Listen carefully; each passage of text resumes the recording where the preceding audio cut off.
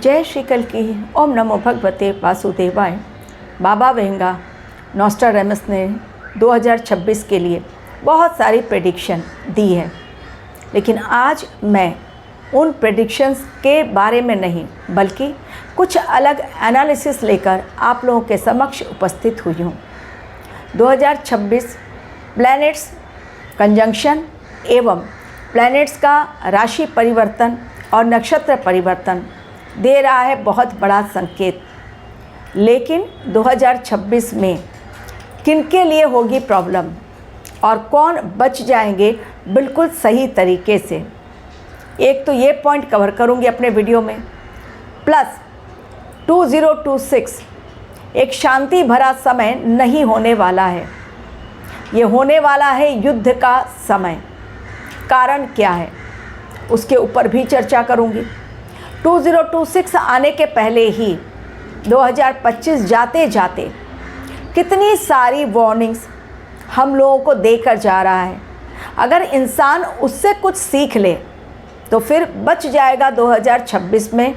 अन्यथा अगर old pattern को फॉलो किया, न्यू पैटर्न को नहीं सीखा और अपने अंदर ट्रांसफॉर्मेशन नहीं लेकर आया इंसान, तो फिर 2026 बहुत चैलेंजिंग टाइम सिद्ध होने वाला है। ये पीस का तो ईयर बिल्कुल नहीं है, शांति भरा साल तो बिल्कुल नहीं है, क्योंकि आने से पहले ही हर तरफ युद्ध के बोल ही बोले चले जा रहे हैं। शांति के लिए, सीज फायर के लिए बार बार डोनाल्ड ट्रंप इंटरफियर कर रहे हैं, लेकिन रशिया पीछे हटने को तैयार नहीं, यूक्रेन झुकने को तैयार नहीं। और केवल यही नहीं बल्कि अनेकों देश इस समय एक दूसरे पर न सिर्फ बॉम्ब बरसा रहे हैं बल्कि आने वाले समय के लिए खतरनाक प्लानिंग भी कर रहे हैं। कोई एटॉमिक वेपन्स को कलेक्ट कर रहा है, कोई एटम बम बना रहा है। ईरान अभी तक साइलेंट है, लेकिन 2026 में ईरान साइलेंट नहीं, वॉयलेंट हो जाएगा। वॉयलेंस 2025 जाते जाते इतनी अधिक बढ़ गई है पूरे विश्व में। कहीं पर चाकू से हमला, कहीं पर बॉम्ब ब्लास्ट, कहीं पर भीड़ का उपद्रव, और वही जो पैटर्न था बाहर का वो हमारे देश में भी अब लागू हो गया है। आए दिन बात बात पर लोग पहुंच जा रहे हैं सड़कों पर आंदोलन करने के लिए और ले रहे हैं हाथों में बड़े बड़े पत्थर, ताकि पुलिस को भगाया जा सके, वो अपना काम शांतिपूर्ण ढंग से ना कर सके। और इसके पश्चात हो रहा है क्या, कहीं इंटरनेट बंद हो जा रहा है, कहीं लोगों को ऑफिस जाने में परेशानी हो रही है, कहीं पर लोग पथराव के कारण घायल भी हो रहे हैं। क्या 2026 में भी ये सब कुछ ज़्यादा होगा? जी हाँ, ये सब कुछ 2026 में ज़्यादा होने वाला है, क्योंकि 2025 था अकॉर्डिंग टू न्यूमरोलॉजी मंगल का साल, लेकिन 2026 राजा है सूर्य, लेकिन विक्रम संवत्सर में गुरुदेव बृहस्पति हैं राजा और मंत्री हैं मंगल। मंगल अगर सेनापति हैं, वहाँ पर अगर मंत्री के पद पर सेनापति मंगल बैठ गए हैं, डेफिनेटली चीज़ें युद्ध की ही दिखलाई पड़ रही हैं। और युद्ध भी ऐसा वैसा नहीं जिसमें बड़ी जनहानि के संकेत दिखलाई पड़ रहे हैं।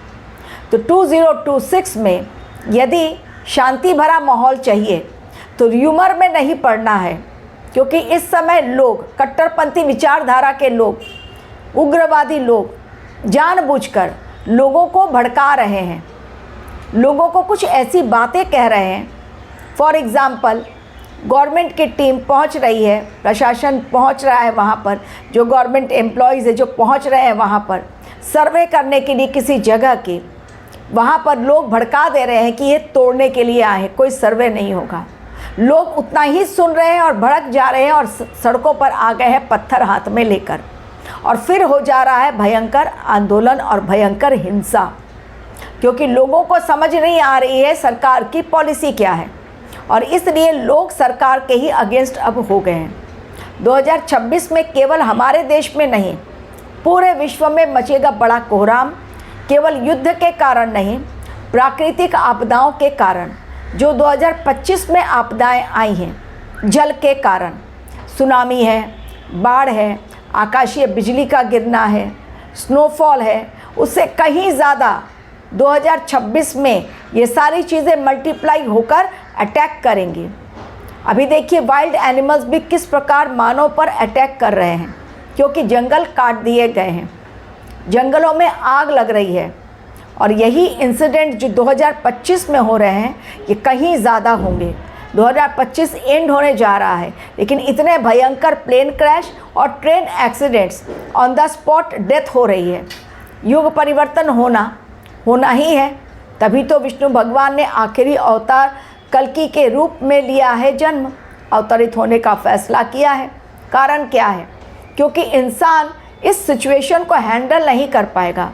तो 2026 2025 से भी ज़्यादा और भयानक होने वाला है।